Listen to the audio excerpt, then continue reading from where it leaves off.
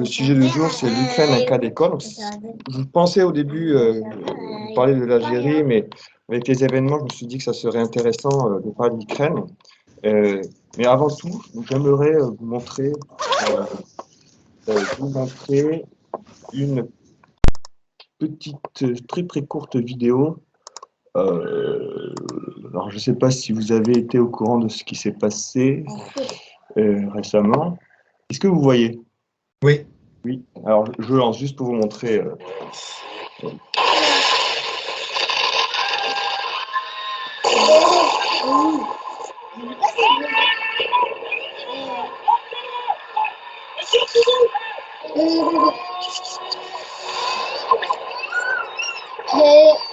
Is it fake? Yeah. Donc voilà, je voulais vous montrer ça. Donc c'est Michael Matt qui présente ça dans sa vidéo. Donc c'est faux, je vous rassure, évidemment. Paul, faudra expliquer ce qui s'est passé à la vidéo parce que moi je l'ai pas vu du tout. Donc je Ah d'accord, je vais vous envoyer le lien. Alors c'était une vidéo donc présentée par Michael Matt dans sa dernière, dans sa dernière, son dernier journal, disons la semaine dernière, qui présente tout simplement, disons une image, une vidéo de Paris qui se bombardait par les Russes, assez réaliste. C'est vers 53 secondes, hein, je crois que ça commence. Et en fait, cette vidéo est une vidéo de propagande ukrainienne qui vise à faire donner des dons aux Français en disant, grosso modo, si l'Ukraine c'est vous, si vous ne nous aidez pas, Poutine arrive, quoi.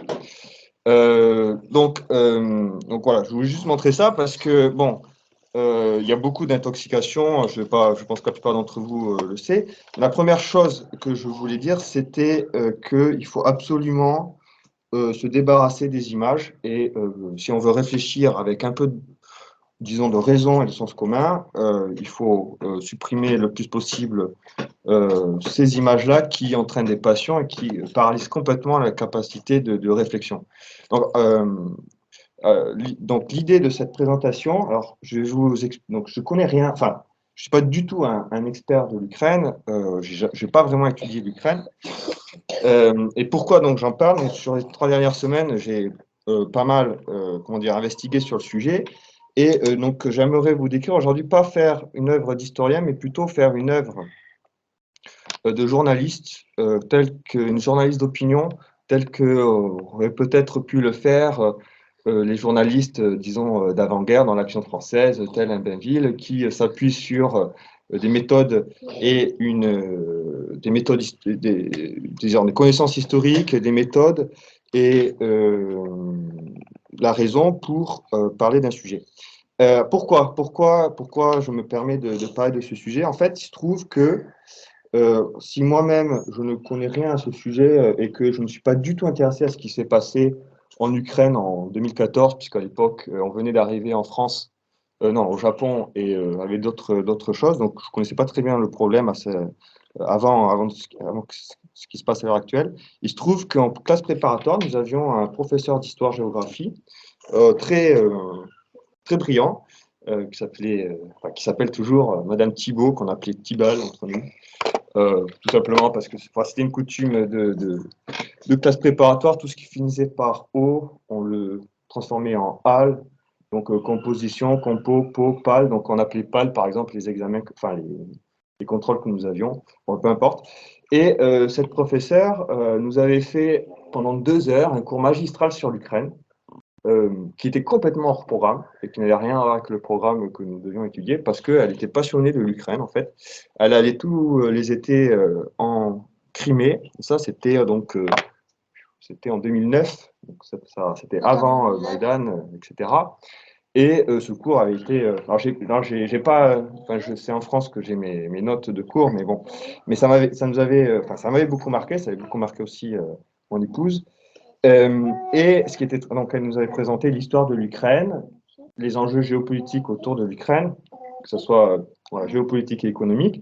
Et ce qui m'avait beaucoup marqué, c'était sa conclusion, parce que c'était donc professeur d'histoire-géographie, donc qui était très factuel et qui ne se permettait pas de dire une quelconque un quelconque jugement en général. Mais ce jour-là, elle avait fait une entorse à sa règle d'or et elle nous avait conclu, dans son style très particulier, alors, je vais vous donner alors, je la cite, donc, grosso modo, en substance, je vais vous donner mon opinion personnelle. Je pense que l'avenir de l'Europe se jouera en Ukraine.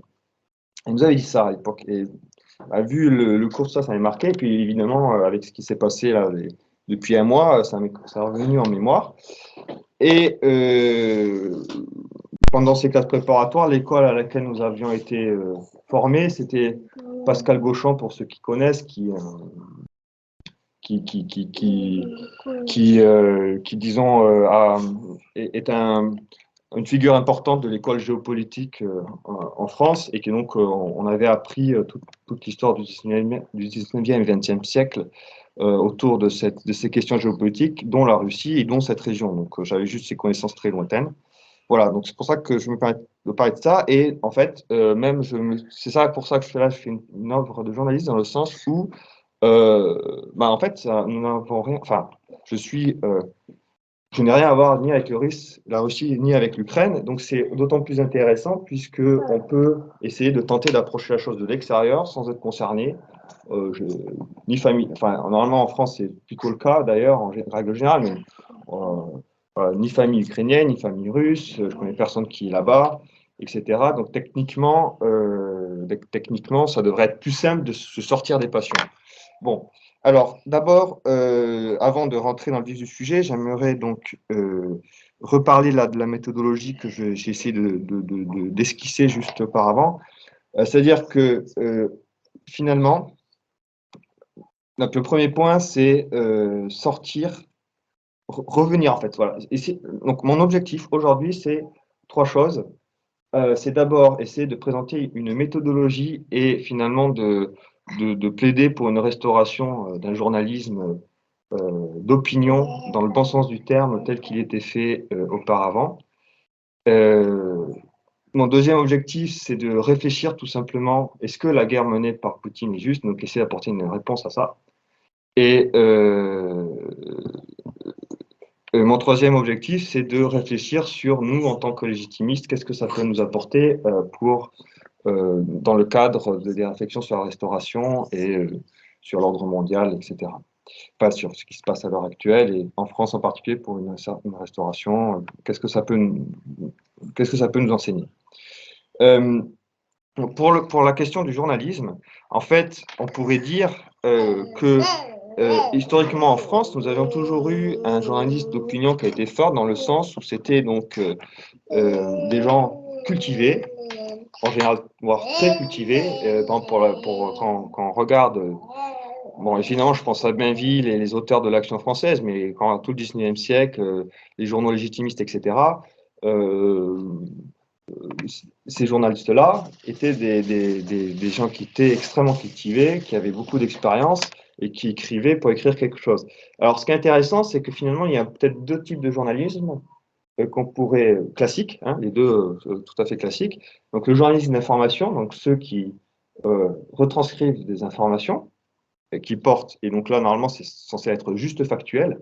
Disons qu'au Japon, dans les journaux, tels que je les connais, écrits en tout cas, hein, je ne parle pas de la télé, techniquement, il y a une tradition de journalisme d'information, c'est-à-dire que les grands journaux au Japon ont beaucoup d'employés qui vont sur tous les territoires au Japon et qui vont chercher dans chaque village, chercher quel est le chat qui a été écrasé par un pot de fleurs au coin de la rue et qui vont vraiment demander au voisinage qu'est-ce qui s'est passé, etc. et qui essaient de retranscrire un fait. Et ça, en soi, ça, c'est un travail de journaliste important, puisque si on n'a pas d'informations, on ne peut rien dire. Donc, si vous voulez, notre travail de l'histoire, c'est les sources, quoi. Donc, normalement, ces journalistes d'information donnent des sources.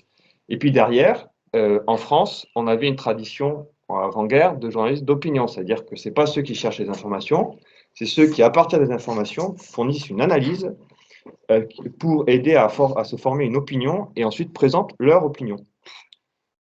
Et que c'est pas un mal d'avoir une opinion sur un sujet si elle est bien argumentée et bien formée et ça n'engage pas a priori les lecteurs. Mais on aimerait bien que normalement c'est un travail de journaliste de clarifier ce qui se passe, de ordonner les informations clarifier les enjeux et permettre à aider à se former une opinion et pourquoi pas de donner la sienne le cas échéant. Donc voilà, c'est ça. Donc d'abord, donc je vais essayer de faire de façon très humble ce travail d'ordination ou de clarification, c'est d'ordonner un peu tout ce fouillis qui nous a été balancé à la tête depuis un mois de façon complètement désordonnée et ça partait dans tous les sens. Ne parlons même pas de la télé, mais même voilà, c'est le défaut de notre temps. Hein. Nous avons trop d'informations, et c'est souvent des fausses, souvent partielles, partiales, puis l'image n'aide pas, prend la passion et interdit la réflexion, ou on veut la paralyser. Et donc il faut, voilà, donc ça demande un peu de travail de sortir de ça, mais en fait c'est pas si compliqué une fois qu'on le prend. Donc je vais essayer de développer ça. Donc d'abord, la méthode, disons, alors, je ne sais pas si ce mot n'existe pas, mais bon, que j'aimerais appeler bainvillienne. Donc d'abord, j'aimerais planter le décor. Alors qu'est-ce qui se passe? D'abord, qu'est-ce que c'est que l'Ukraine? Qu'est-ce que c'est que les enjeux géopolitiques et historiques là-bas, avant de parler de quoi que ce soit d'autre. Donc d'abord, j'aimerais parler donc, de 2 points. Donc l'Ukraine, d'abord, tout simplement repartir sur le sens du nom de ce pays, Ukraine. Cela veut dire marche, frontière. Et d'ailleurs, je vous dirai un peu après mes sources, hein, ce que j'ai regardé ici et là. Là, par exemple, la présentation de Franck Michelin sur l'Ukraine est très intéressante sur ce point-là, parce que, bref, on pourra en parler dans les questions et réponses, mais enfin, en fait, on se rend bien compte que dans l'histoire, il suffit de regarder une carte pour voir que l'Ukraine est à la frontière de différentes sphères civilisationnelles et qu'elle a toujours été un lieu de passage et de confrontation entre différents empires, différentes civilisations. Dans l'Antiquité, c'était le lieu de passage de toutes les invasions dites barbares qui sont arrivées dans l'Ouest. Ça a été toujours aussi les points de contact entre la sphère hellénistique grecque, puis ensuite Paul, tu es en train romaine. de nous montrer une carte là ou pas? Parce qu'on voit rien. Oui, effectivement. On voit rien, on voit la tête des gens. Je pense que les gens qui ne parlent pas feraient mieux de simplement couper leur vidéo, qu'on puisse se concentrer sur ce que tu dis. Oui, alors attendez, oui, la carte, je voulais en préparer une, effectivement. Euh, je... Attends, oui, non, je n'ai pas une carte, donc je ne vais pas la rechercher, mais si vous cherchez une carte, je vous la décris oralement. Hein. Donc, si vous regardez, c'est donc vraiment, vous regardez l'Ukraine actuelle avec ses frontières, ou pas ses frontières, peu importe, mais même les vieilles cartes, hein, que vous connaissez, les vieilles cartes plus anciennes, l'Ukraine est à la marche des différents empires. Donc là, je vous parlais de l'Antiquité avec les différentes sphères civilisationnelles, donc qui était à la limite entre sphères gréco-romaines et puis plus au nord, les barbares, etc. Et puis que c'était toujours le lieu de passage des steppes avec toutes les barbares qui sont arrivés vers l'ouest. Donc ça, c'est pour l'Antiquité, l'histoire ancienne. Donc c'est-à-dire que ça a toujours été ce type d'endroit. Et ensuite, plus récemment, depuis la fondation, j'en parlerai après, mais de la Russie à Kiev, hein, donc ça, il faudra le repréciser, mais ça a été toujours, l'Ukraine a été la marche entre finalement l'Empire russe et la Grande Pologne essentiellement, et puis l'Ukraine a toujours été divisée entre ces 2 sphères d'influence sur les 4 derniers siècles. Et si on ne voit pas ça, enfin si on n'a pas cette réalité en tête, on ne comprend absolument rien à ce qui se passe là-bas. Donc ça, c'est un premier sujet. Donc c'est-à-dire que l'Ukraine, en tant que nation constituée, n'a jamais existé en fait, avant le XXe siècle. Et encore, elle n'a jamais été indépendante avant 91. Peut-être elle a été indépendante 2 ou 3 années entre 17 et 22, 18 et, oui, c'est ça, 18 et 22, et qui a été une création ensuite, enfin les frontières actuelles ont été une création de l'URSS. Parce que donc ça, c'est un point important, c'est-à-dire que c'est très intéressant, puisque là, déjà, on a, pour nous aussi en tant que légitimistes, c'est-à-dire sur la vision traditionnelle de l'histoire, on a déjà, l'Ukraine nous montre, disons en direct, disons les deux visions, disons d'ancien régime de ce que c'était qu'un pays, et la vision, les visions qui découlent peu ou prou tous de la modernité et en particulier de la Révolution française. C'est-à-dire que je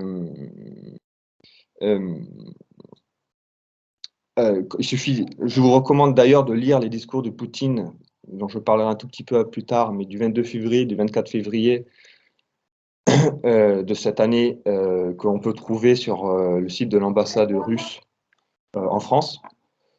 Par écrit, il y a aussi les vidéos, mais on peut aussi l'avoir par écrit. Et là, ça, c'est les traductions officielles, donc celles qui sont certainement les plus fiables à l'heure actuelle et les complètes, et où est retracée l'histoire de la Russie. Et donc, on se rend très, très vite compte que Kiev, Kiev et Vladimir, qui a été baptisé là-bas, c'est le début de la chrétienté pour la Russie.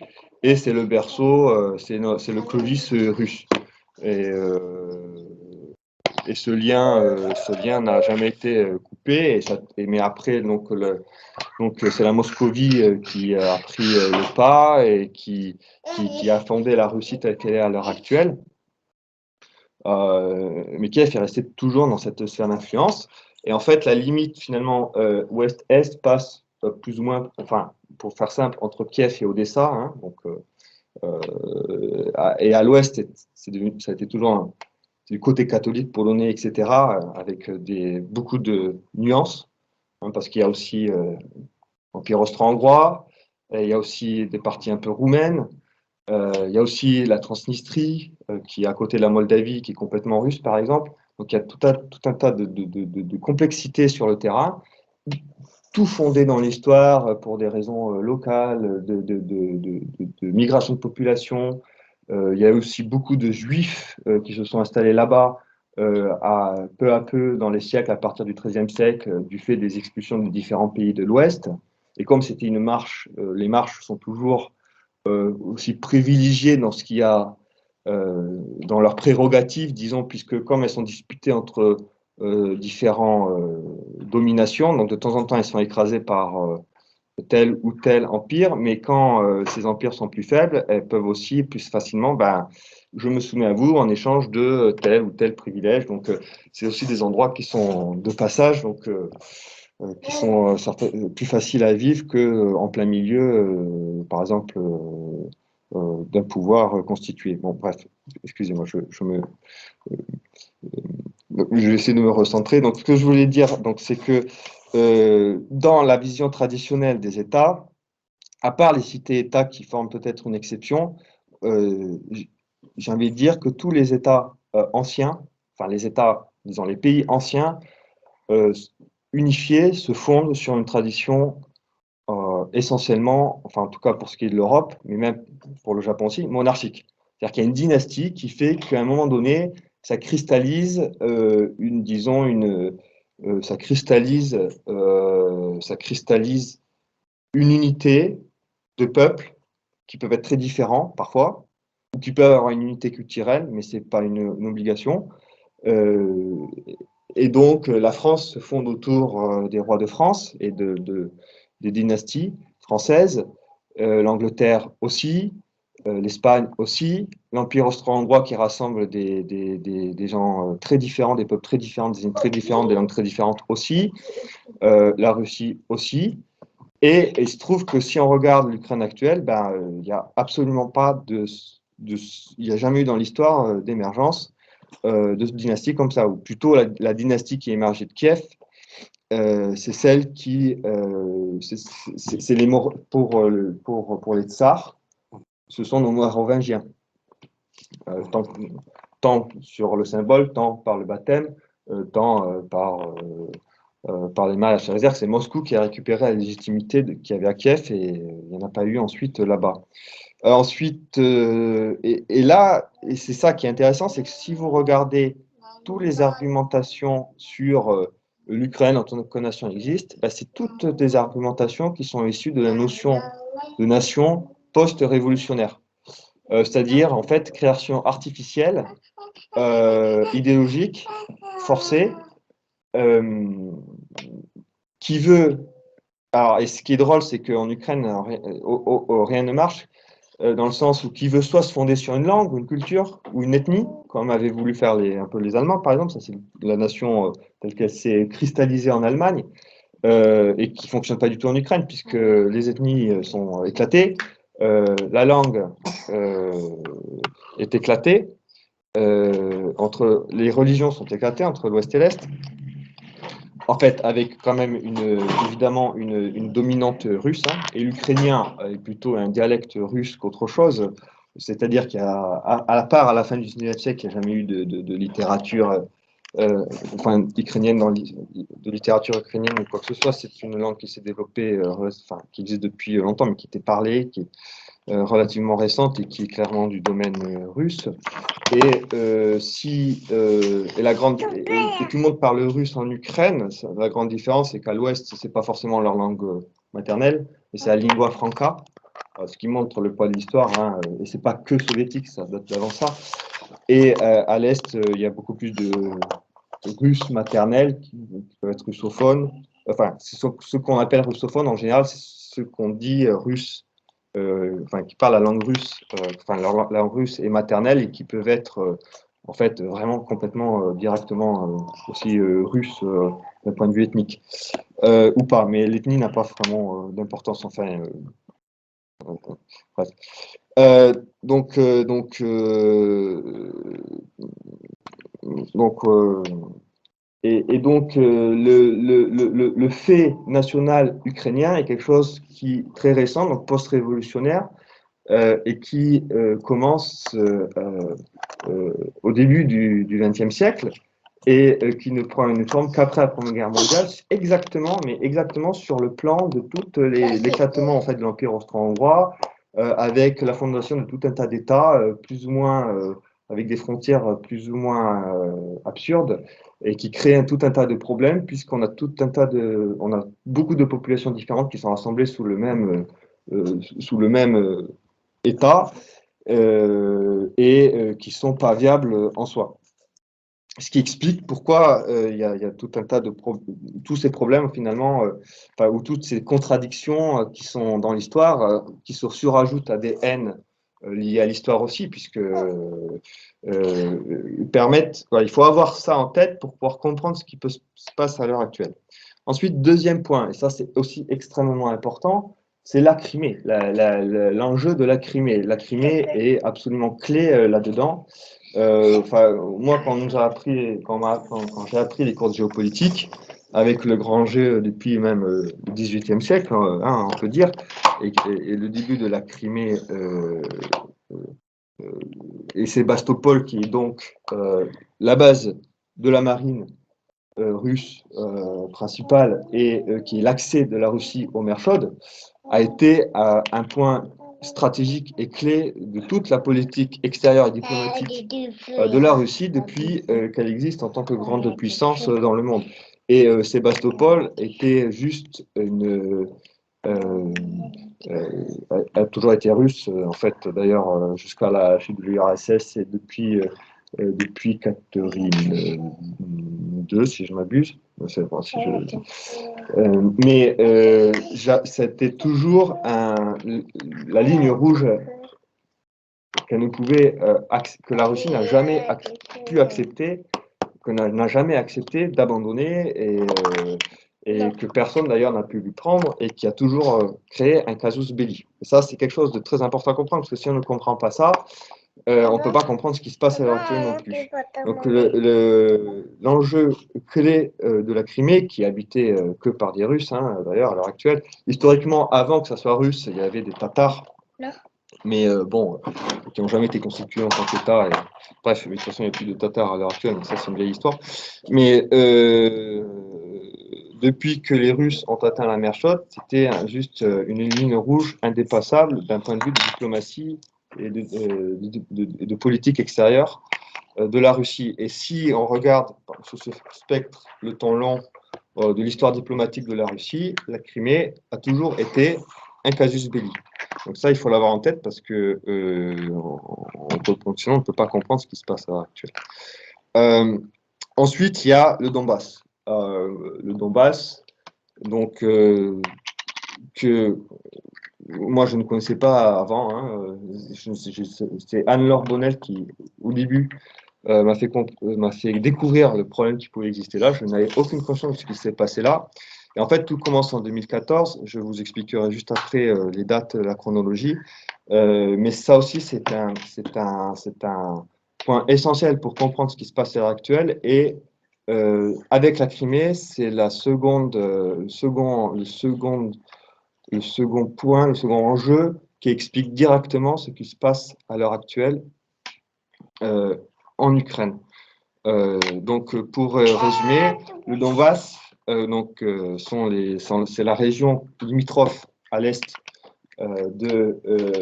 avec la Russie, peuplée à 100% de Russes, enfin on dit russophone, mais de Russes en fait, donc elle était toujours sous le giron russe.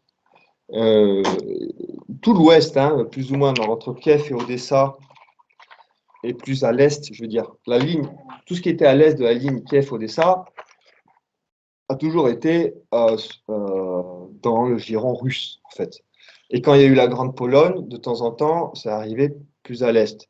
Et de ce que j'ai compris, enfin après, l'histoire est toujours un peu plus complexe que ça, mais après, Kiev a toujours un rôle un peu plus particulier, aussi en tant que Kiev, que berceau de l'orthodoxie, que disons, grande ville où il y a aussi des aristocraties. Donc, il a toujours joué un jeu plus, disons, pivot peut-être entre les différents empires. Et elle pouvait aller de l'un ou de l'autre en fonction. Mais bon, ce qui est plus à l'est.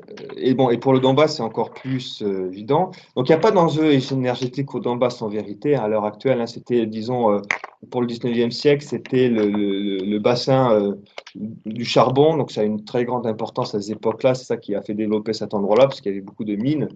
Donc, c'est un peu notre Alsace-Lorraine dans ce sens-là, si vous voulez, qui ne marche en plus. Donc, voilà. Mais donc, ce qui s'est passé, et en fait, depuis 2014, tout ce qui se passe là, ça s'est cristallisé sur ce Donbass. Donc, après, j'essaie d'exposer un peu plus simplement ce qui se passe.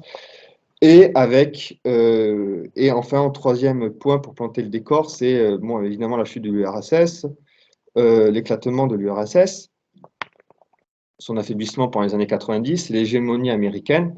Et en fait, ça aussi, je le préciserai après, mais c'est très intéressant ce qui se passe en Ukraine parce que c'est une reproduction quasiment de la stratégie américaine dans les différents théâtres d'opération, en particulier au Moyen-Orient, que ce soit en Irak, en Afghanistan, ce qu'ils ont essayé de faire en Syrie et ailleurs, mais en Ukraine, sauf qu'il y avait la Russie à côté, donc voilà. Mais donc on ne peut pas comprendre vraiment ce qui se passe, mais ça sera la troisième couche que je traiterai plus tard. Bon, alors d'abord, donc je vais poser la question, voilà. Je vais poser la question, est-ce que la guerre menée par Poutine est une guerre juste? Donc je vais revenir d'abord à une définition de guerre juste. Les trois critères donc, posés par saint Thomas, clarifiés par saint Thomas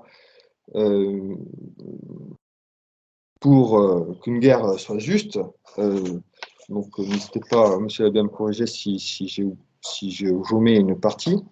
Mais pour le résumer simplement, c'est qu'il faut donc qu'une autorité légitime déclare la guerre, que la cause soit juste et que l'intention soit juste. Donc, première condition, c'est qu'une autorité légitime déclare la guerre. Donc, ça, c'est Poutine. On ne peut pas lui nier sa légitimité de chef d'État de la Fédération de Russie. Et qui déclare la guerre, d'ailleurs, pas de façon très officielle et très respectueuse du droit international.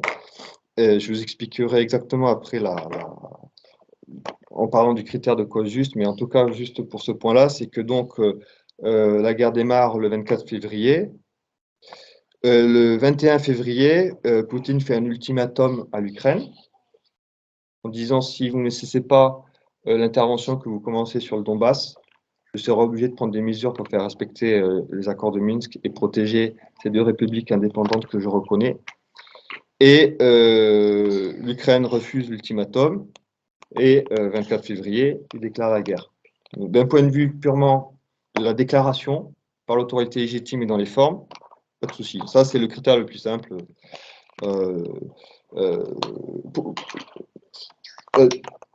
Voilà, donc ça, le premier critère. Juste, je voulais, je vais continuer, je vous parlerai après.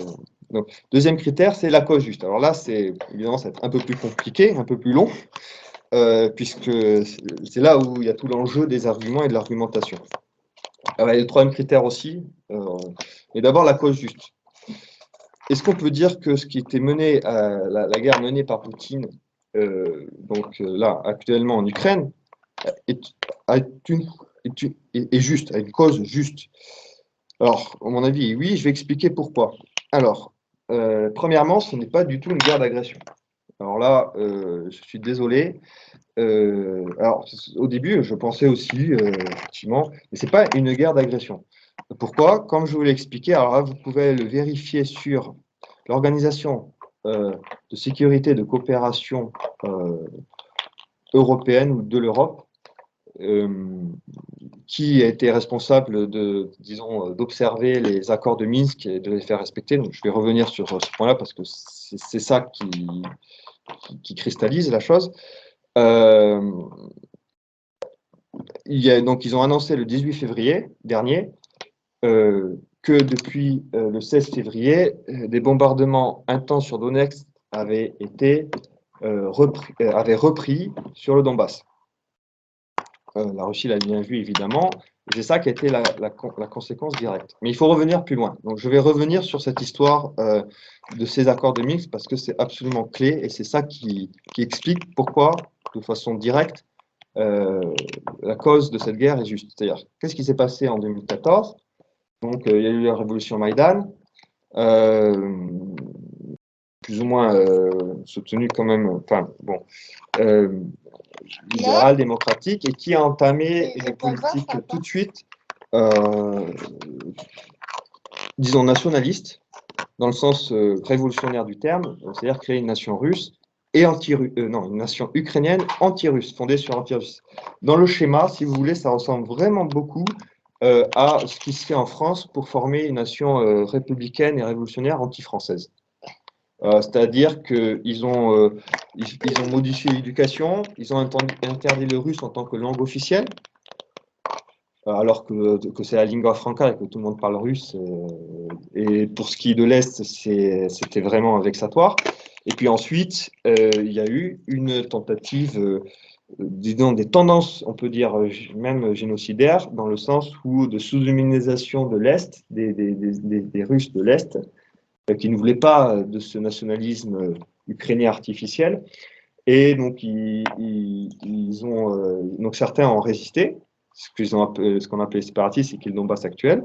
Et la guerre a éclaté entre donc guerre civile intra-ukrainien.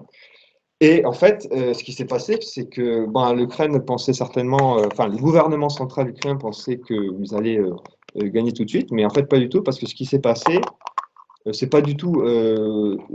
Les Russes n'ont jamais donné d'armes à cette époque-là. C'est ça qui est très intéressant. Mais les Russes n'ont absolument pas aidé ces républiques. Elles se sont débrouillées toutes seules. En fait, ce qui s'est passé, c'est qu'il y a tout un tas de défections dans l'armée ukrainienne qui sont passées de l'autre côté. Il y avait aussi des armes sur place qui dataient de l'Union soviétique, etc. Donc, ils ont résisté. Et il y a une ligne de front qui s'est mise en place. C'est celle qui est restée jusqu'à l'heure actuelle, enfin, qui est à l'heure actuelle. Et donc, dans le documentaire de Anne-Laure Bonnel, voilà, on voit la situation sur place. Bon, le défaut de ce documentaire, c'est qu'on a des images, on a des témoignages, mais on ne comprend pas du tout les tenants, les aboutissants vraiment de cette guerre, en fait.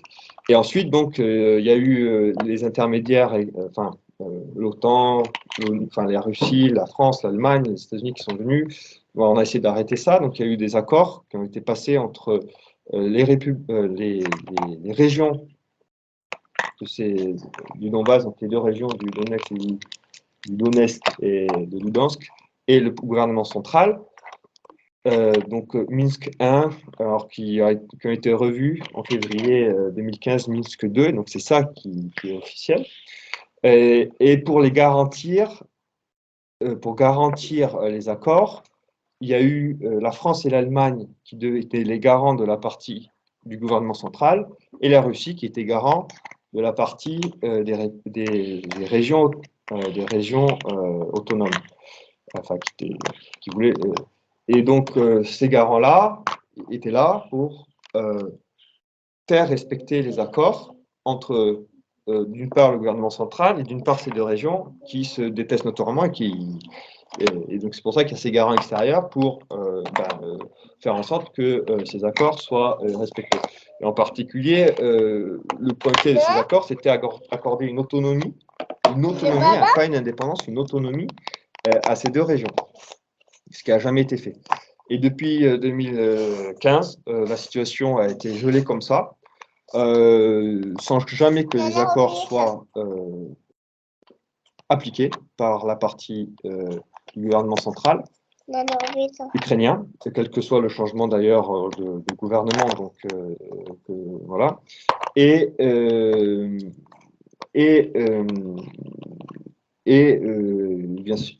en plus, le gouvernement central ukrainien a continué à faire des bombardements sporadiques sur ces régions. Si vous regardez la carte, Donetsk, qui est la grosse ville, si vous voulez, exposée du Donbass, elle est vraiment tout près de la ligne de démarcation ukrainienne telle qu'elle s'est fixée. Donc, je n'ai pas vérifié tout à fait, il faudrait demander à Ménel André, l'ancien militaire qui connaît mieux, mais je me dis même que si vous avez un mortier et que vous êtes du côté, disons, du gouvernement, de la ligne du gouvernement central, il est possible d'atteindre Donetsk. Donc, c'est vraiment pas loin. Donc, c'est pour ça que ça n'a pas cessé depuis. Bon, il y a eu un mieux ensuite, ça s'est un peu calmé, mais en fait, ce qui s'est passé là depuis, après l'élection du président ukrainien actuel,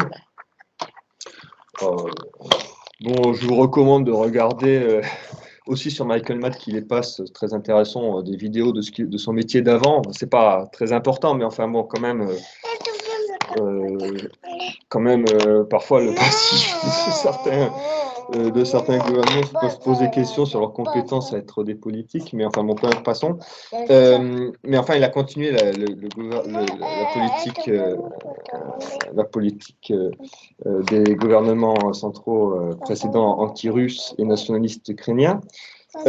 Et en particulier, donc en mars 2021, a été voté un décret présidentiel et mis en place un plan tout à fait officiel de la défense pour récupérer la Crimée.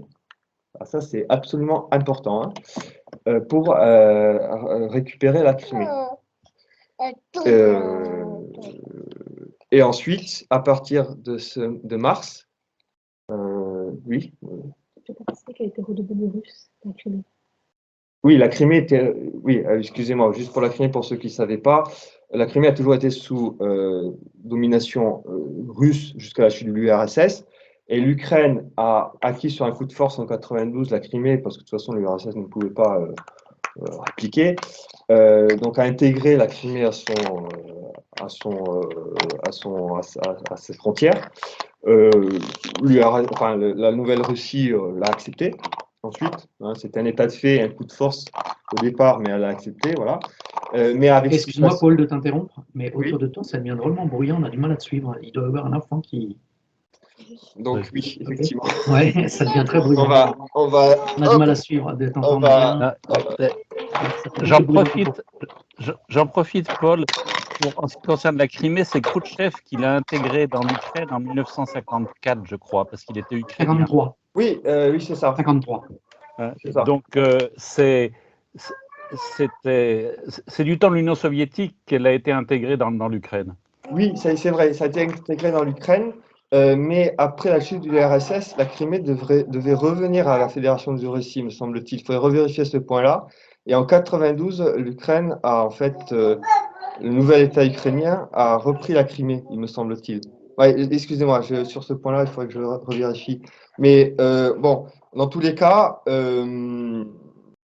euh, donc en 2014, avec la révolution Maïdan, etc., et la pression, parce que je ne l'ai pas reprécisé, mais il faut revenir aussi sur cette promesse orale qui n'a jamais été formalisée, faite à Gorbatchev. Excusez-moi, il faut que j'évacue. Faite à Gorbatchev au moment de la réunification allemande, d'accord, mais le deal c'était que l'OTAN ne s'étende pas à l'Est. Et en fait, tous les experts qui connaissent bien le sujet que j'ai écouté sur ça, c'est clair que tout le monde sait que c'était le deal en fait. Alors il n'y a jamais eu de traité sur ce point-là, évidemment, mais que c'était le deal que l'OTAN ne se étende pas outre mesure dans les pays qui faisaient partie de l'ex-URSS. Et bon, bah, ça ne s'est pas du tout passé comme ça. Et quand donc il y a la révolution Maïdan et que la rentrée dans l'OTAN de l'Ukraine devient quelque chose de très concret, de très réel, la Russie intervient en Crimée. Et vous remarquerez, elle intervient en Crimée et non pas dans le Donbass, qu'elle laisse à ce moment-là pas tomber, mais enfin, elle s'en occupe pas parce que c'est pas à ses frontières, si vous voulez. Donc, elle fait pas du moralisme, disons, à l'anglo-saxonne disons, il n'y a pas de slavisme dans la politique de Poutine tel qu'un Hitler pouvait faire du germanisme avant-guerre en disant on va réintégrer telle ou telle religion à l'Europe parce qu'ils sont germains. Non, pas du tout. Il va en Crimée, il y a un référendum, tout le monde vote la réintégration sur place à la Russie, puisque de toute façon tout le monde était russe, ça a toujours été dans la Russie, puis Sébastopol c'est le maritime, et donc jusque-là tout va bien.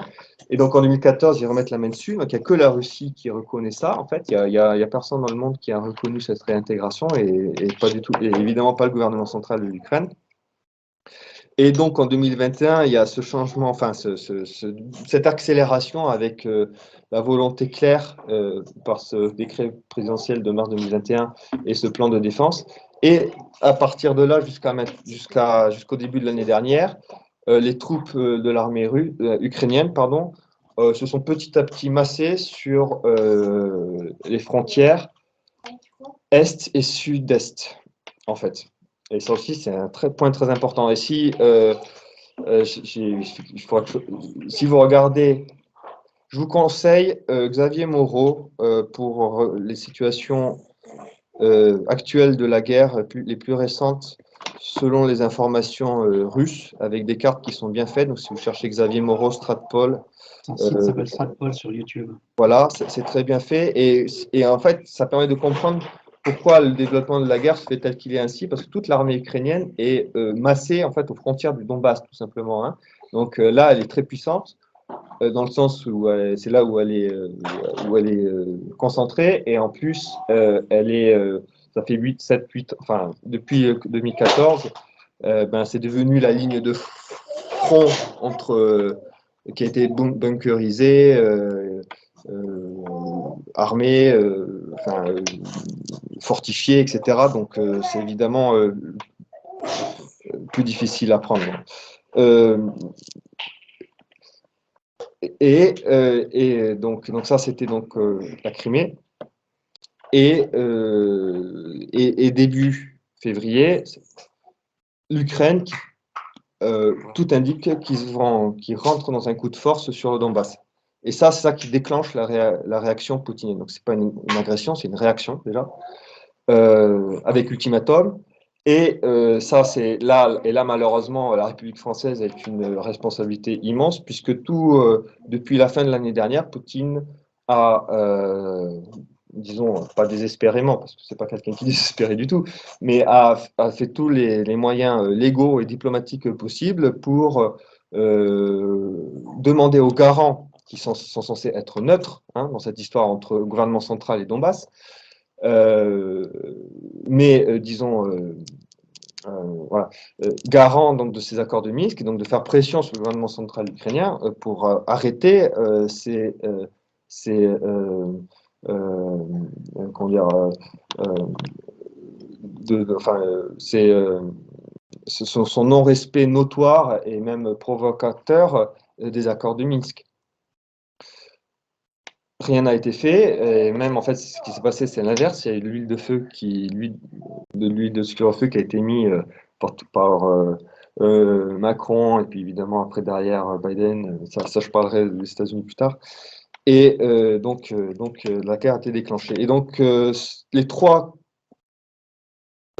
buts annoncé. Donc ça, c'est pas une guerre d'agression, c'est une réaction. Il faut faire respecter des accords qui ont été acceptés par deux parties avec des garants extérieurs et neutres. Là, clairement, il y a une injustice qui a été commise du côté du gouvernement central ukrainien et le but clair et annoncé par Poutine de cette guerre et la légitime défense par rapport à la Crimée et pour défendre les accords de Minsk dans le Donbass. Et donc les trois buts de guerre ont été clairement définis, et ça c'est très important aussi, c'est-à-dire que les buts de guerre sont définis. Après on verra si l'intention est juste, hein, c'est le troisième critère, mais déjà la cause est juste et les buts de guerre sont clairement définis. Donc les trois buts de guerre, c'est la démilitarisation, la dénazification et la neutralisation. Alors peut-être commencer par la neutralisation, c'est-à-dire la neutralisation, c'est que l'Ukraine ne rentre pas dans l'OTAN tout simplement, donc que ça soit neutre entre les deux empires, qu'elle reste une marche et qu'elle ne rentre pas dans l'empire d'Occident, si vous voulez. Et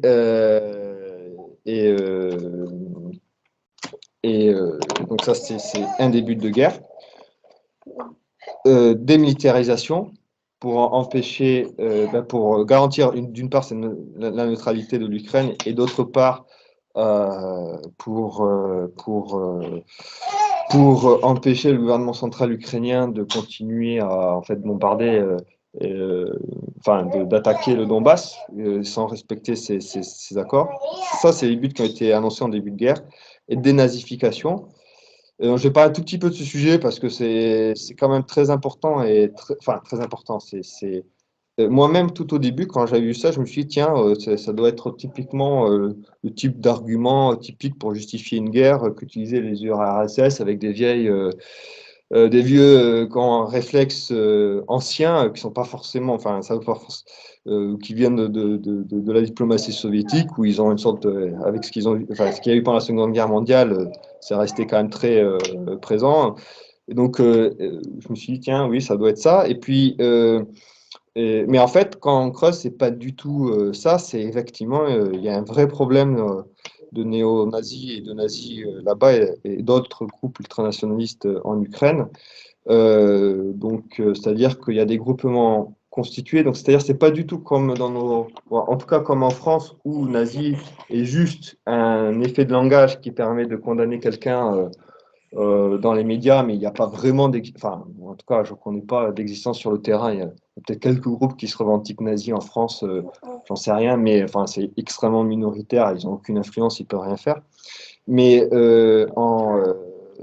en Ukraine, c'est pas du tout ça, c'est vraiment des groupes constitués de plusieurs milliers, voire dizaines de milliers de personnes. Mais ça, c'est pas ça le problème. La vraie enjeu, parce que bon, voilà, ces groupes existent, tant pis, tant mieux. Enfin, ils peuvent faire des exactions qu'on imagine, etc. Mais le problème, c'est pas ça. Le vrai problème, et c'est là où, en fait, tout d'un coup, l'argument change complètement d'échelle, c'est que les nazis et autres groupes ultranationalistes ont été intégrés, en fait, intégrés officiellement à l'armée, à la hiérarchie de décision, à la défense, et ont en fait été utilisés au départ, ont voulu être utilisés par le gouvernement nationaliste dans le côté anti-russe et le côté terreur sur place, parce qu'ils avaient, c'est eux les moyens, ils se gênaient moins. Et là, ça change de sujet, c'est-à-dire que, en fait, on a du côté du gouvernement central ukrainien une reconnaissance, même pas tacite, mais explicite, et une utilisation de ces différents mouvements ultranationalistes, dont nazis et qui se revendiquent directement en droite ligne du Troisième Reich, dans la structure étatique. Donc, ce qui là, en fait, on change d'échelle. Hein, c'est pas juste des groupements nazis qui existent et qui font des choses et à la limite, comme au début en 2014 à Odessa, où les autorités ne font qu'au fermer les yeux devant leurs exactions, comme la République française ferme les yeux devant les exactions des antifas dans les différentes manifestations. C'est comme si vous voulez demain, alors s'il faut, c'est déjà le cas, j'en sais rien, mais enfin, ça c'est pas officiel en tout cas, les antifas étaient intégrés comme milice officielle de la République française pour faire certaines actions. Si vous voulez, c'est ça en fait. Hein. Donc, effectivement, c'est pas un sujet si secondaire. Et de plus, aussi, quelque chose d'autre d'important, c'est que depuis 2014, ce qui s'est passé, donc selon Jacques Beau, donc je vous conseille, il est très intéressant, cet analyste qui est suisse, qui est un ancien des renseignements suisses, et qui a été en 2014 un des négociateurs dans l'OTAN et dans l'OSCE, l'Organisation de sécurité et de coopération européenne, ou en Europe, je ne sais plus, et qui donc a vu les événements de très près, qui connaît très bien ces sujets-là. Lui, il estime que, sans parler des nazis, mais disons des différents groupes nationalistes, 40% de l'effectif de l'armée ukrainienne à l'heure actuelle sont composés de ces nationalistes. Et que l'autre chose, c'est qu'il y a une épuration qui a été faite depuis 2014, parce qu'en fait, il y a eu beaucoup de défections qui sont passées du côté du Donbass ou de désertion, parce qu'ils ne voulaient pas. Comme c'était la conscription et que les gens venaient de partout, il y avait des unités qui étaient de là et qui étaient 100%. Qui étaient leurs frères, quoi. On leur demandait c'est comme si vous voulez, on recrutait l'Alsace pour tirer sur la Lorraine ou quelque chose comme ça. Et donc après, il y a eu une épuration au niveau des cadres dans le sens où tous les cadres ont été remplacés par des cadres que le gouvernement central pouvait contrôler, par nationalistes, ce genre de choses, ce qui explique certainement que la progression russe a été moins simple que peut-être ce qu'avait prévu l'état-major russe à l'heure actuelle, dans le sens où il y a eu moins de défections que ce qu'ils pensaient. Mais ça, c'est encore une autre histoire. Donc sur les trois justifications, elles sont fondées dans le réel. Hein. Il y a une vraie pression militaire ukrainienne sur le Donbass et dont le but affiché du gouvernement central, c'est la Crimée en fin de cause, en fin de compte. La neutralisation, ce qui est clé, et ça c'est la longue histoire, qui le montre dans la diplomatie russe, c'est que la Crimée c'est pas possible, et que l'entrée de l'Ukraine dans l'OTAN veut dire, in fine, la Crimée prise aux Russes, puisque du jour où l'Ukraine rentre dans l'OTAN, si on respecte les accords, toute action de gouvernement central de l'Ukraine sur la Crimée devient extrêmement compliquée à régler pour la Russie, puisque toute action qui serait entreprise par la Russie à ce moment-là impliquerait que toutes les nations de l'OTAN doivent rentrer en guerre aux côtés de l'Ukraine contre la Russie. C'est ce qu'il dit explicitement d'ailleurs Poutine dans son discours, c'est que j'ai pas envie de rentrer en guerre, mais si je le fais pas maintenant, ça sera pire à l'avenir. Donc pour éviter un plus grand mal et quelque chose qui pourrait devenir une guerre mondiale, quoi. Mais donc la première raison, Crimée, deuxième raison, l'injustice par rapport au Donbass et la démilitarisation qui va avec. Bon. Et enfin, voilà, et la troisième critère, excusez-moi, donc premier critère, donc l'autorité légitime, pardon, pour une guerre juste, hein, donc il y a les trois critères, le critère de la légitimité de l'autorité, ça c'est bon, et la formalité de la déclaration, etc. Deuxième critère, la cause juste. Là, tous les arguments tous les faits que nous avons, tous les arguments quand on regarde l'histoire longue avec la Crimée et l'histoire plutôt récente avec cette histoire de Maïdan et depuis la chute de l'URSS et l'histoire immédiate depuis 2021, tout ça sont des causes justes. Il y a des injustices en cascade qui sont faites du côté ukrainien avec les vraies inquiétudes de défense pour la Russie. Et donc, cette attaque est une légitime défense en réaction aux injustices et à l'agression en fait de la partie ukrainienne. Bon, avec l'Occident, enfin, ça j'en parlerai après, hein, c'est ça le problème avec l'Occident derrière, mais bon. Voilà. Donc la cause, à mon humble avis, si on analyse comme ça froidement la situation, est clairement juste. Mais ça ne suffit pas pour faire une guerre juste. Le troisième critère, et c'est le plus difficile évidemment à analyser, c'est que l'intention doit être droite. C'est-à-dire qu'on peut être légitime à déclarer une guerre, on peut déclarer cette guerre pour des causes totalement justes et on est totalement légitime à faire cette guerre, mais ça ne fait pas encore que la guerre est juste parce qu'il faut en plus que l'intention de cette guerre soit juste, c'est-à-dire qu'on ne cherche pas à accomplir des choses injustes à travers cette guerre qui a des causes justes. Et donc, pour analyser ça, donc on ne peut pas lire les cœurs, on ne peut pas savoir, on n'a pas les documents de l'état-major russe, on ne peut pas lire ce qu'il y a dans la tête de Poutine, mais on peut regarder les faits. Et en fait, on peut juger par les faits, donc les façons de faire la guerre. Le fait déjà d'avoir mis ces 3 buts de guerre, et que pour l'instant, a priori, c'est tient. Donc, je vais essayer de citer quelques faits qui, à mon sens, vont dans le sens que Poutine a une intention, et que la Russie a une intention droite en tant qu'État dans cette guerre qui a une cause juste. C'est-à-dire que, premièrement, ils ne veulent pas aller à l'ouest. Ils ne veulent absolument pas aller à l'ouest. Et ils ne veulent pas créer, justement, parce que, et là ça aussi, c'est la conscience de l'histoire longue, c'est que l'histoire longue qui crée un problème dans ce pays est plutôt entre l'Ouest et l'Est, l'Ouest catholique et l'Est orthodoxe, la marche de l'Empire de la Grande Pologne, de l'Empire russe, etc. Et c'est cette haine qui est utilisée par le gouvernement central ukrainien pour nourrir ce nationalisme ukrainien artificiel, mais qui se fonde sur une haine qui est ancrée très profondément dans l'histoire. Et je dois avouer que pour illustrer ça, j'ai écouté plusieurs prêtres catholiques, gréco-catholiques, anglophones ou autres, qui parlent de ça sur des chaînes aux États-Unis ou ailleurs. Et c'est très intéressant parce qu'on sent vraiment que cette haine est ancrée du côté ouest, mais aussi du côté est. Quand on regarde par exemple le documentaire de Anne-Laure Dombal, on voit bien que certains, qui sont interrogés dans ce documentaire, considèrent que c'est pas le gouvernement central ukrainien qui les bombarde, c'est que c'est en gros ces salles catholiques qui nous bombardent pendant Noël. Ça c'est leur Noël catholique parce que vous savez, c'est pas au même moment, donc c'était dans ces eaux-là, peu importe.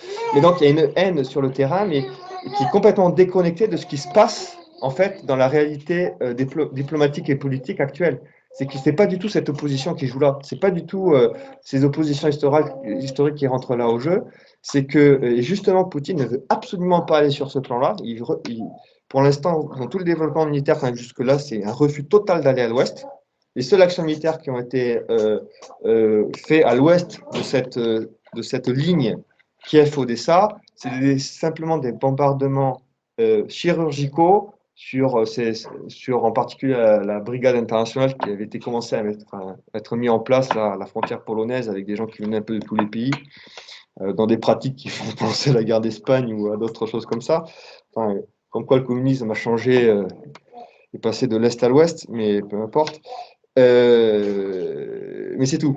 Et donc ça, c'est un premier point, le refus d'aller à l'Ouest, donc de rester à l'Est, où là, en fait, on est plutôt dans une guerre à la fois contre le gouvernement central et à la fois avec des populations qui sont russes, en fait, et qui ont qui ont été longtemps dans l'Empire russe. Donc,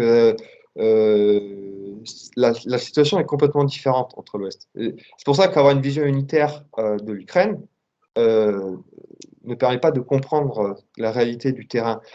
C'est un gouvernement unitaire qui essaie de forcer une unité, un peu comme ce qui s'est passé. Ça ressemble beaucoup, je trouve, dans ce qui s'est passé à la Révolution française, qui disait la France c'est la République, et puis la Vendée n'existe pas, donc on l'extermine. Et puis elle n'existe plus. Et puis on fait la guerre à tout le monde autour, et comme ça unit les gens contre un ennemi commun. C'est un peu ce que fait le gouvernement central ukrainien en essayant de créer un sentiment anti-russe et de créer un ennemi commun en plus. Voilà. Donc, à ce côté-là.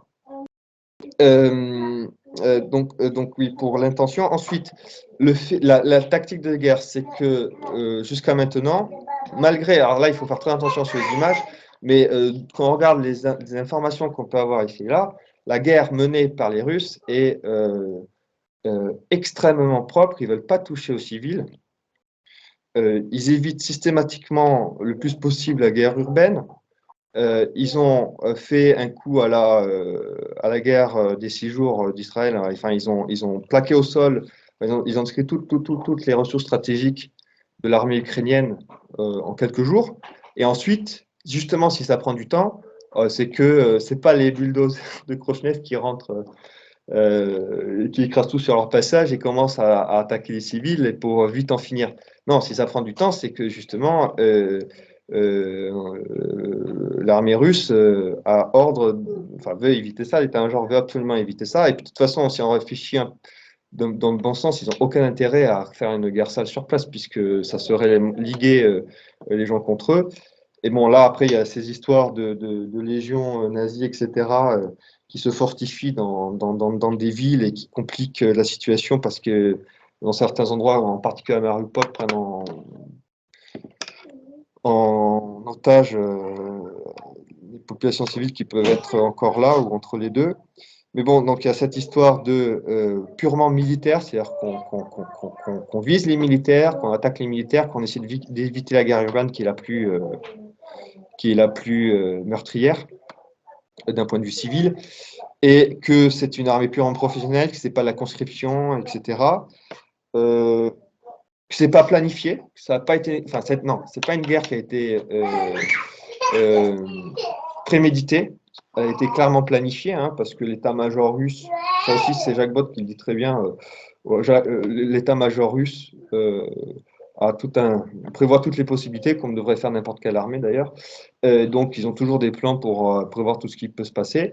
Mais si on regarde les faits vraiment récents au début de l'année, il y a un certain faisceau de faits qui indiquent que c'était absolument pas planifié, et en particulier le simple fait que en janvier de cette année, la Russie avait multiplié par 5 ses achats du monde au trésor américain, et donc avait multiplié et donc n'avait pas du tout rapatrié tous ses avoirs qu'elle avait sur les différents pays occidentaux, parce qu'il était quand même relativement prévisible que s'il y avait une action militaire qui commençait en Ukraine, c'était évident que les pays de l'Ouest allaient prendre des mesures et geler les avoirs. Donc en général, si on planifie de faire une guerre comme ça, on rapatrie ses avoirs, c'est quelque chose de logique, même si on le fait au dernier moment pour pas éveiller l'attention, mais on le fait quand même. Et ça n'a pas du tout été fait, pas du tout été fait. Donc ce qui montre que la décision de faire cette réaction a été prise vraiment au dernier moment, et en réaction, c'était la goutte d'eau qui fait déborder le vase de l'action militaire imminente de l'armée ukrainienne sur le Donbass, qui avait déjà commencé à travers les bombardements. Ensuite, aussi, chose très importante, c'est que l'ultimatum avant, et ensuite, très vite, l'appel du président Poutine au président ukrainien pour parler, de négocier la paix. Tout de suite la paix, tout de suite, on veut faire la paix, voilà, on veut régler les problèmes qu'il y a sur place. Donc laissez tranquille le Donbass, ne rentrez pas dans l'OTAN et désarmez-vous, parce que là vous avez la moitié de votre armée qui est tenue par des fous furieux.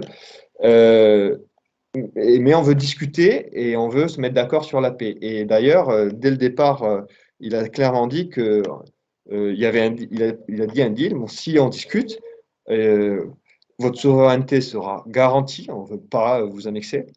Pour le Donbass, là, visiblement, c'est plus possible qu'il soit sous votre souveraineté, puisque vous avez refusé pendant 8 ans de leur donner l'autonomie, et nous, on était tout à fait d'accord qu'ils soient juste autonomes, mais là, ils veulent plus, vous pouvez plus vivre ensemble, quoi. Hein, en gros, il y a eu une rupture c'est plus possible qu'ils vivent ensemble, et ça, c'est juste réaliste, hein, quelque part, c'est-à-dire la réalité du terrain. Et donc, bon, cet appel à la paix, donc c'est-à-dire, on commence la guerre, mais pour faire la paix tout de suite. Et vous remarquerez que tout le refus de ces tout le blocage de ces négociations de paix vient de la partie ukrainienne, avec derrière les puissances occidentales, etc.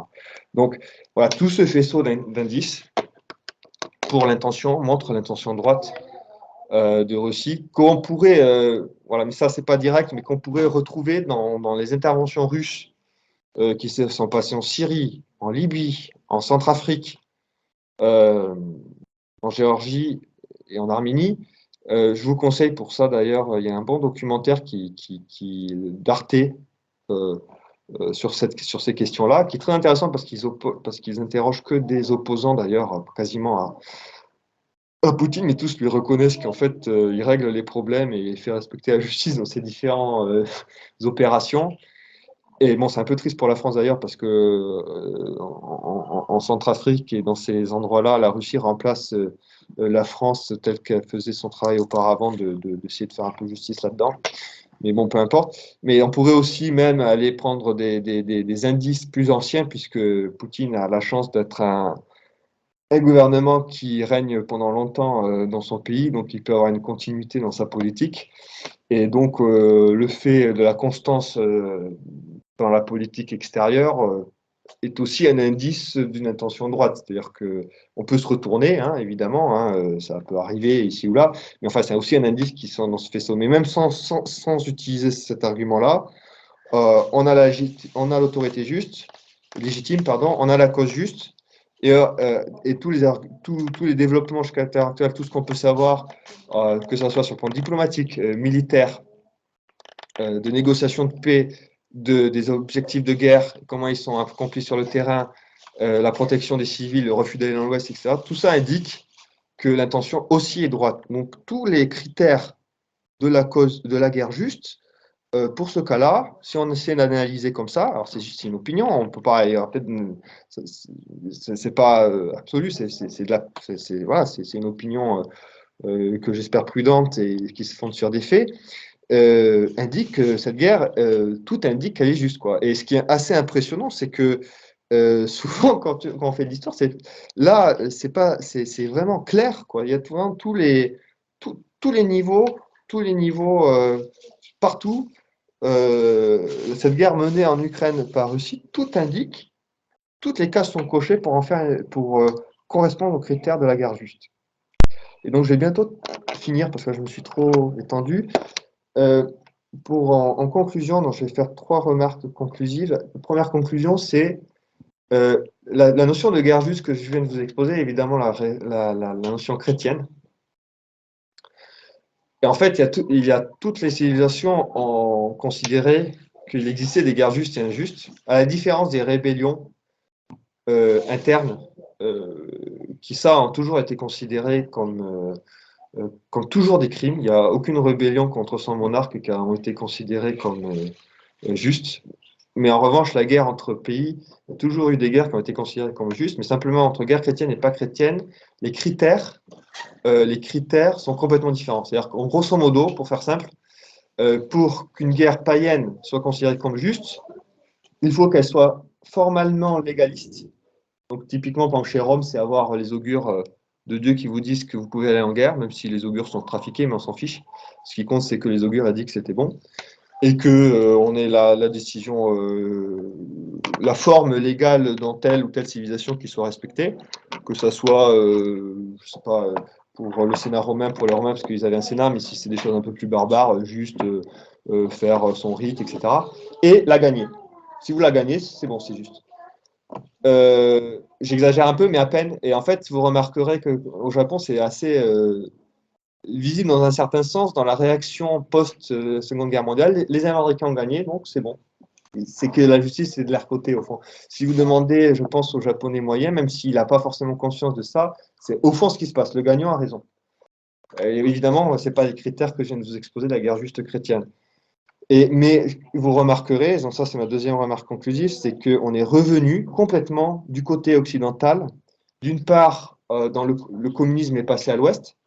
Donc toutes les pratiques, je n'ai pas parlé trop des pratiques parce que bon, c'était pas forcément le sujet, je voulais parler de la réalité qui existait sur place. Bonjour. Mais toutes les pratiques qui sont utilisées pour la propagande, pour la manipulation des faits, pour les pressions médiatiques, pour l'interdiction des médias, pure et simple, la pression culturelle, enfin, c'est-à-dire qu'on est russe, donc on vous supprime de partout. Tout ça, ce sont des méthodes qui sont à la fois communistes, mais même, on revient à une sorte de paganisme de ce côté-là. Et donc, pour finir, c'est Solzhenitsyn. Je vous recommande vraiment de lire le discours que Solzhenitsyn avait fait à Harvard en 1978, qui expose exactement ce qui se passe, qui avait déjà tout vu à l'époque au niveau idéologique de ce transfert finalement de la révolution, de ce retransfert de la révolution de l'Est à l'Ouest, mais qui en fait replaque, si vous voulez, la révolution contre révolution qu'on avait en France de façon un peu modernisée, ou sur des sujets qui peuvent être un peu différents, où le sous-homme, c'est pas forcément celui qui est pas citoyen français, mais là où ça va être le russe, où ça va être le non-démocrate pour les Américains, c'est ça qui a été souvent utilisé dans les dernières années, ce genre de choses. Mais c'est les mêmes schémas, avec un côté puritaniste, donc on oublie les faits, ça devient le méchant gentil, ça devient donc total et extrême, et ça ne peut se régler que par l'extermination de son ennemi, qui est forcément le mal absolu. Donc on revient dans ces schémas révolutionnaires, qui sont en fait relativement païens, mais à la différence des païens, avec en moins le fait qu'à un moment donné, on essaie de se mettre d'accord, parce que là, c'est même plus possible. Du tout, du tout, du tout. Donc, deux conclusions, enfin deux mots de la fin. La restauration vite, parce que là,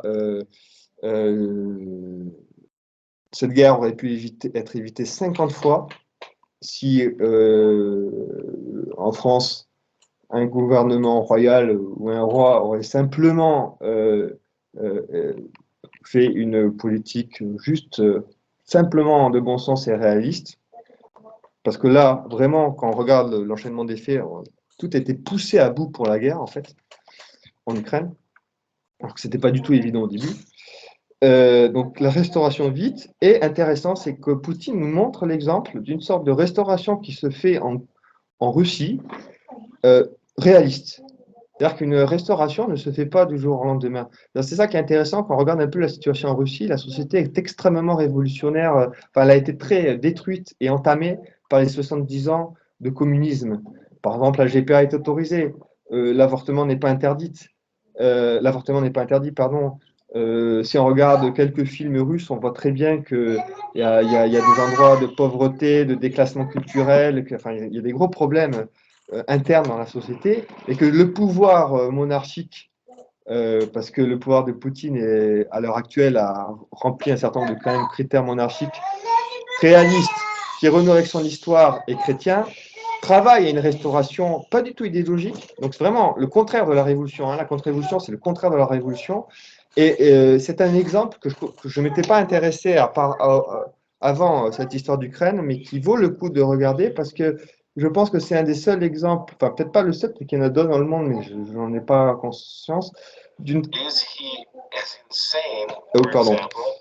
contre-révolution en pratique, et donc réaliste, pas idéologique, qui prend son temps, parce qu'on peut pas, on change pas les hommes comme ça. Hein. Ce qui a été détruit ne se reconstruit pas comme ça. Reconstruire une maison, ça reprend du temps, mais on se fonde sur ce qui reste, et avec les bons principes, etc. Et on fait ça. Et deuxième chose, dernier point, donc c'était donc la restauration vite. Et puis, pour finir sur la vision surnaturelle, en tant que catholique, notez que cette une surprise, je pense qu'on peut dire que c'était une surprise de cette consécration de la Russie, bon, et de l'Ukraine, mais de la Russie par le pape, et avec l'appel aux évêques du monde, et avec aussi des évêques orthodoxes qui s'y sont joints de façon extrêmement intéressante, de la Russie au cœur immaculé de Marie, par le pape François, où on aurait plutôt attendu qu'il fasse une consécration à Pachamama du monde entier, ou je ne sais pas quoi, et quelque chose de très intéressant qui se passe, qui était complètement inattendu, et où on a l'impression que pour la première fois depuis le schisme orthodoxe, je ne vais pas trop parler de ce sujet, hein, mais chose importante sur ce schisme, ce qui est très intéressant, c'est que dans chaque rite, dans chaque sur place, en fait, tous les rites qu'on dit orthodoxes sont divisés entre catholiques et pas catholiques, en fait. C'est-à-dire que nous, disons, chez les catholiques, il y a tous les rites, en fait. Et en fait, sur place, quand il y a eu les schismes, en général, ça s'est divisé en deux entre ceux qui ont reconnu le pape et ceux qui ont fait le schisme. Et depuis, pour des raisons plutôt politiques en général que religieuses sur le fond. Et ça s'est jamais eu, il n'y a jamais eu de possibilité de réconciliation. Mais bizarrement, cette histoire rebat les cartes. Rebat les cartes. Moi, j'ai l'impression, en tout cas, enfin, c'est mon opinion. Hein, voilà, rebat les cartes et donne une sorte, je trouve, de possibilité qui a pas existé dans l'histoire depuis, il me semble, très longtemps. Où si Vatican se réappropriait la tradition, il serait très facile de discuter avec des catholiques. Et dernier point aussi, où l'idéologie révolutionnaire qui est passée dans l'Occident éclate au grand jour et où c'est très drôle presque de voir l'explosion chez nous de tous les schémas qui étaient figés depuis l'après-guerre. C'est-à-dire qu'on a les anciens gauchos qui font pratiquement l'apologie des néo-nazis en les excusant parce que c'était normal de résister aux méchants russes pendant la Seconde Guerre mondiale et que finalement, s'il y a des nazis aujourd'hui en Ukraine, c'est pas forcément logique. Et c'est les mêmes qui utilisaient l'argument nazi pour virer qui ils voulaient, ou qui des vieux réflexes trotskistes ou je ne sais quoi, qui veulent assimiler Poutine à Staline contre tout bon sens et contre parce que Staline vous savez, hein, l'historiographie communiste a viré Staline comme le grand diable pour essayer de sauver le communisme. Donc, en essayant d'assimiler Poutine à Staline, on essaie de sauver quand même le communisme, mais en disant que c'est un grand méchant, alors qu'en 2017, Staline a inauguré un mur, je crois qu'en français on dit, Poutine, pardon, un mur du chagrin, justement pour commémorer, à Moscou, pour commémorer les victimes de la répression politique de Staline, et il y en a eu beaucoup. Donc, bon, voilà, tout ça, en fait, dès qu'on regarde les faits, ça marche pas du tout, ce genre de ça, c'est faux, quoi. Mais donc, il y a toutes les contradictions internes qui explosent et chez nous, en Occident, donc voilà. Donc, excuse-moi, j'étais trop long. J'espère que ça. Voilà, c'était plutôt, j'essayais de faire une sorte de compilation journaliste et d'essayer d'analyser ça, d'ordonner un peu ça, pour essayer de se faire une opinion. Et voilà. Donc, je propose qu'on passe aux questions, vos commentaires, vos informations en plus que vous pouvez avoir, etc. Voilà. Paul, Premier commentaire, tu parlais de trotskisme, il se trouve que justement c'était un Ukrainien. Oui, il y a plein d'Ukrainiens en Russie, ça c'est pas. Ah, mais Trotsky était ukrainien, pas russe. Oui. Paul, merci beaucoup, c'était vraiment très intéressant. Moi, je voudrais revenir sur la notion de guerre juste, parce qu'il me semble qu'il y a deux autres critères. Un critère, c'est donc que toutes les voies pacifiques aient été explorées et qu'il n'y ait vraiment aucune solution, par exemple la diplomatie. Ultimation ratio, oui. Hein, et deuxièmement, que l'attaque soit proportionnelle à la menace. Et donc, enfin là, on peut quand même se poser des questions. Moi, personnellement, j'ai été très surpris qu'ils ne se contentent pas d'attaquer le Donbass, enfin d'envahir le Donbass et d'éliminer les troupes ukrainiennes qui menaçaient le Donbass. Mais là, visiblement, c'est une attaque à très grande échelle, y compris Kiev. Donc, enfin, il y a la question, est-ce que c'est proportionnel à la menace? Voilà, c'est un autre critère aussi de la guerre juste. Oui, c'est tout à fait. Bon, pour l'ultimate ratio, je pense que oui, c'est-à-dire que dans le sens où tout indique que enfin, toutes les possibilités non guerrières ont été exploitées du côté du Kremlin et toutes ont eu un effet de non-recevoir.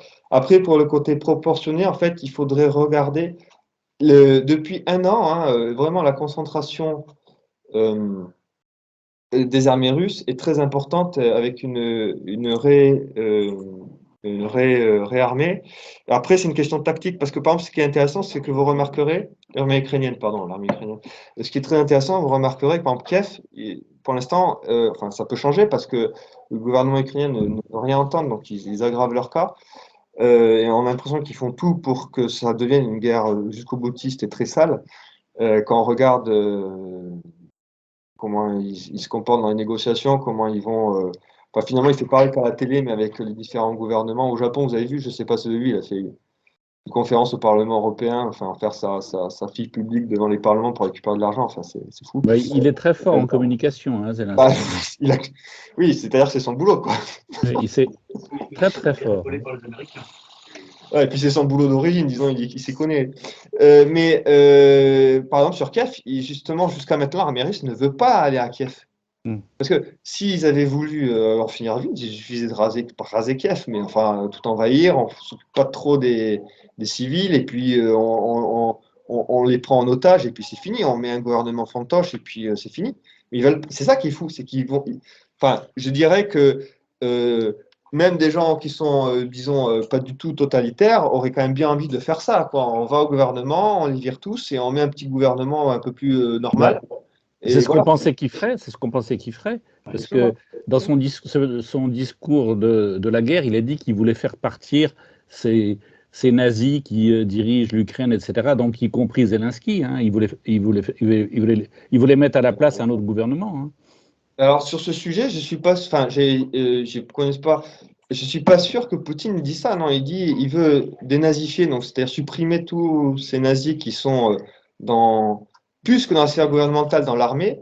Mais je pense, enfin, il faudrait relire son discours, mais il n'y a pas du tout d'intention d'aller contre la légalité ukrainienne. C'est ça qui est très intéressant.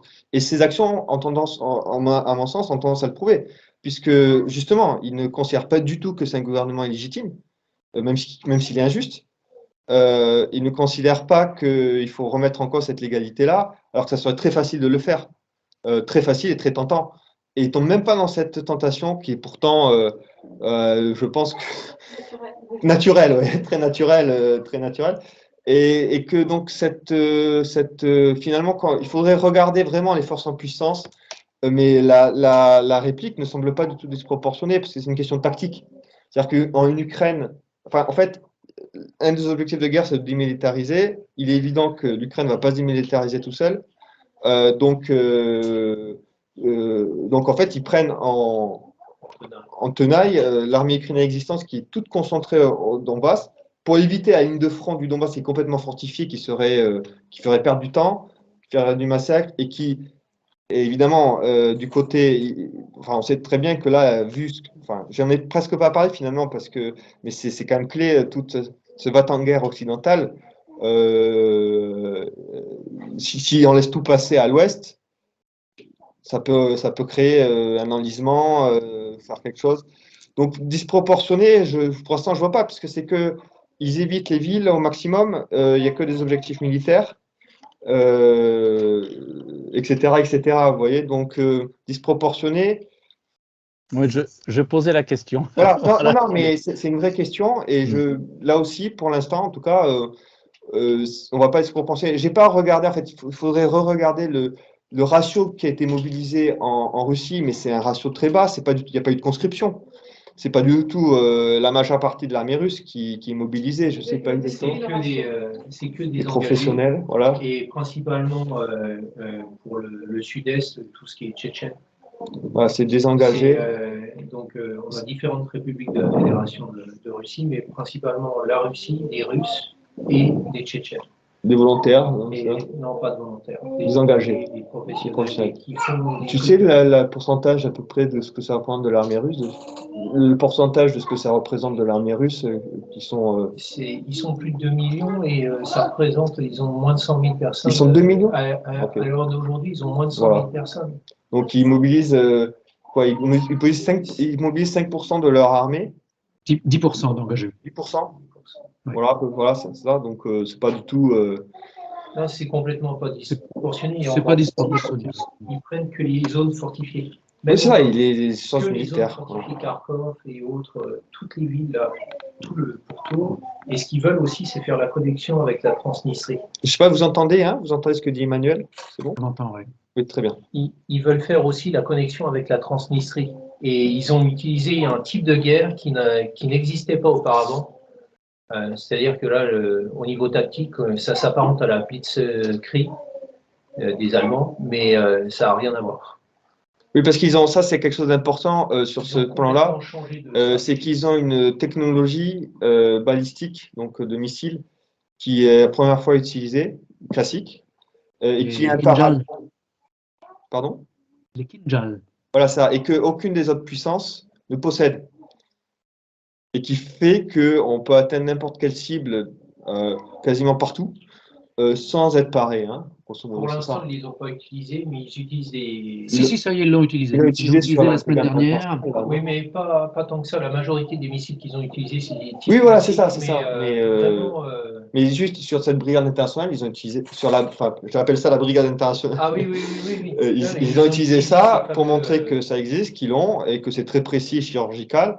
Donc on peut viser à l'autre bout du pays sans engager d'hommes, juste pour virer cette brigade internationale qui est inclue dans la guerre finalement, puisqu'ils viennent clairement faire la guerre aux Russes, et sans toucher un civil, quoi. Juste des gens qui sont venus, des militaires. C'est très intéressant d'ailleurs, ce respect des droits de la guerre, alors que, parce que vous remarquerez que je n'ai jamais parlé à un seul moment d'une comparaison de ce que peuvent faire en particulier l'armée américaine sur tous ces théâtres d'opération d'Occident.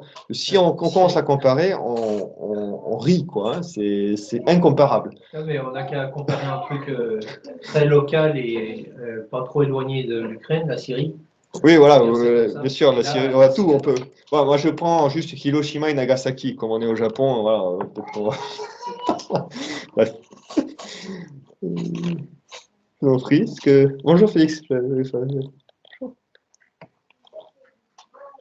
D'autres commentaires ou questions ou j'en sais rien.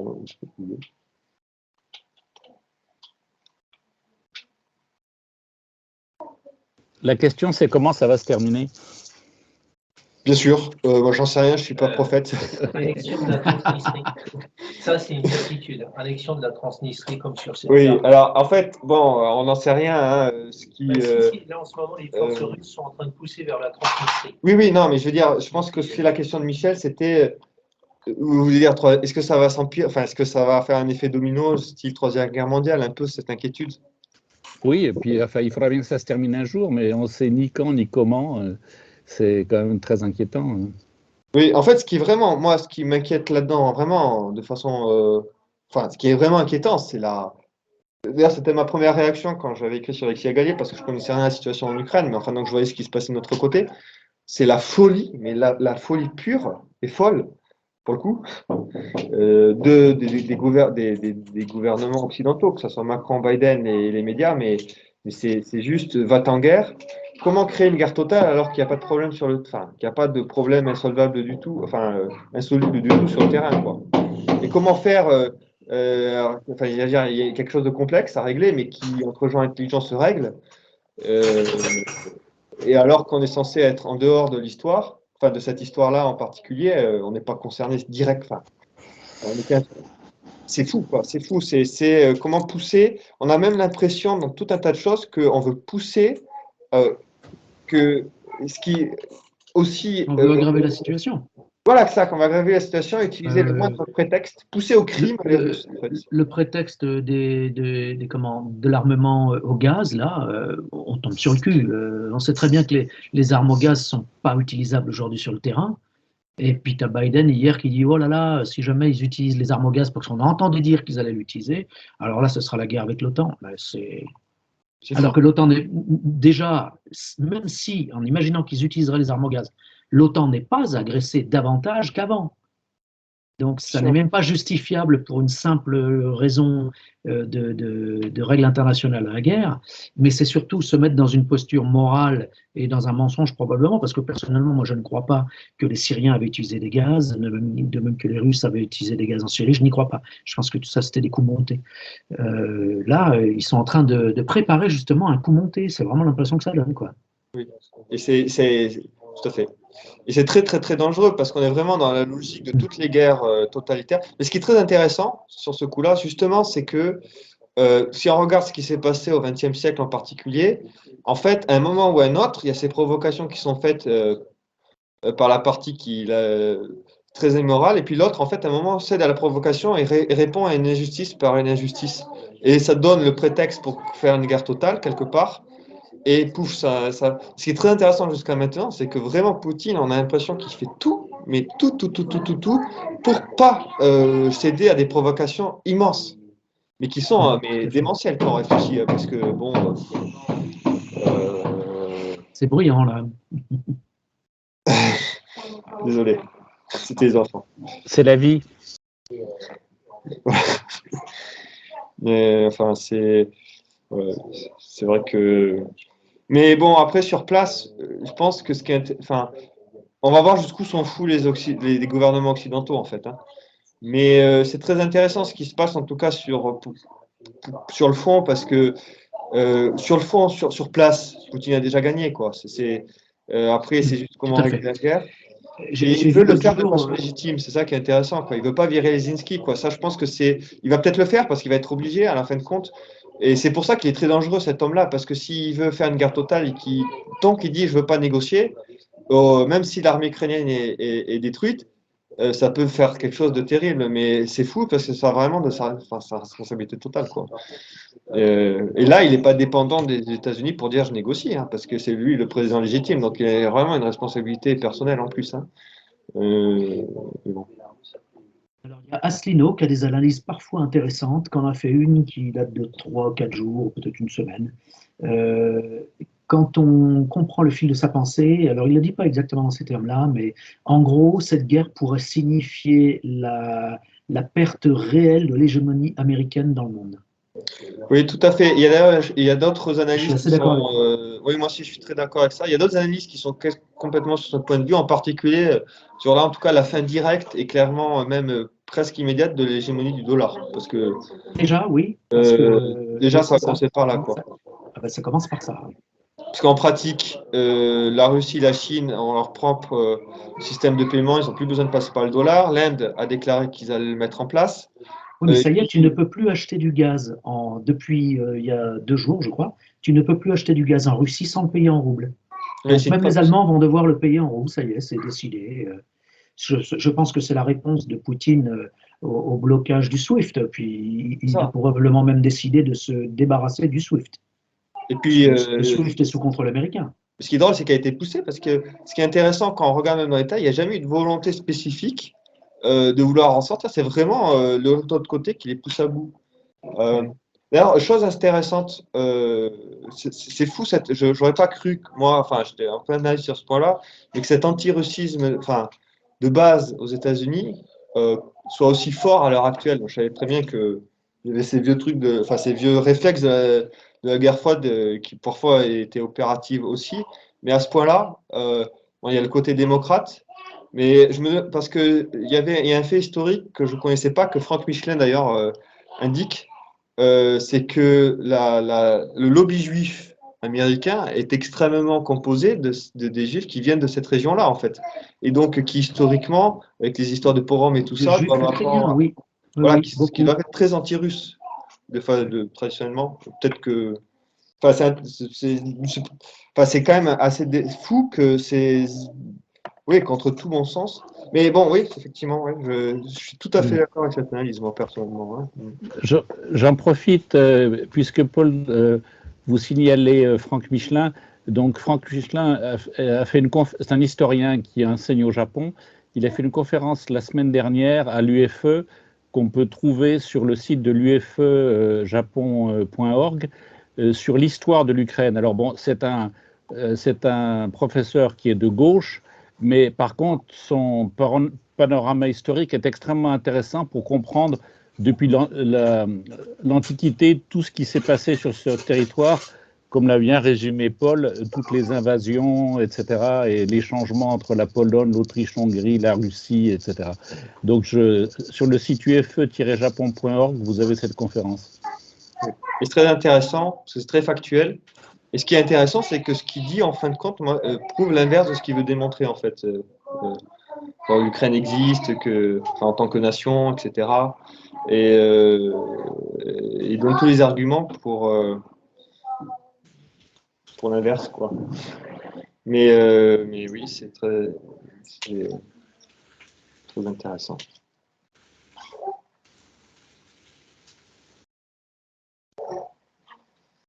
Mais en tout cas, on aimerait bien qu'il y ait des vrais journalistes, quoi, hein, qui fassent un peu d'histoire aussi et avec des vraies analyses.